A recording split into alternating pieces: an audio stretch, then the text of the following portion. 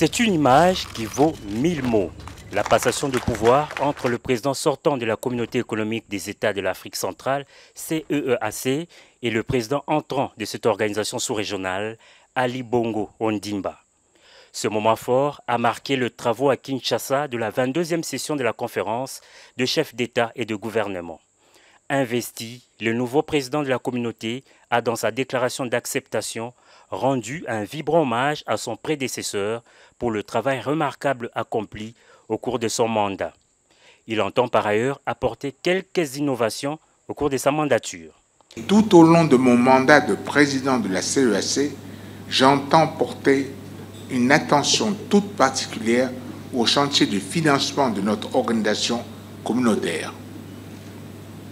Après toutes ces années, le mécanisme de financement qu'est la contribution communautaire d'intégration, tel qu'à nouveau inscrit dans le plan d'activité 2023 de la CEEAC, tarde à mobiliser les ressources attendues.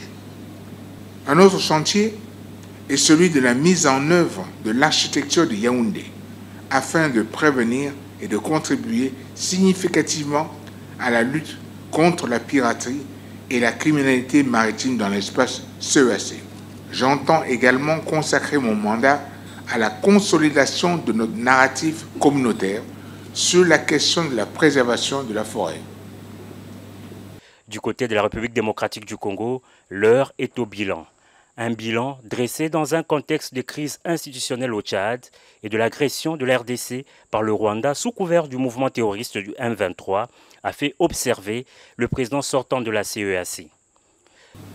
Face à cette agression, la République démocratique du Congo s'est refusée d'être juge et partie au sein de notre communauté en sollicitant auprès de la conférence de la CEEAC l'application de l'article 99 alinéa 2 du traité révisé qui prévoit la suspension de la prise de parole et du droit de vote, la suspension de la participation aux activités de la communauté, le rejet de la présentation des candidatures aux postes statutaires, pour ne citer que ces sanctions. La question de l'agression de la RDC a été également évoquée dans le communiqué final de ces assises lu par le ministre congolais de l'intégration régionale.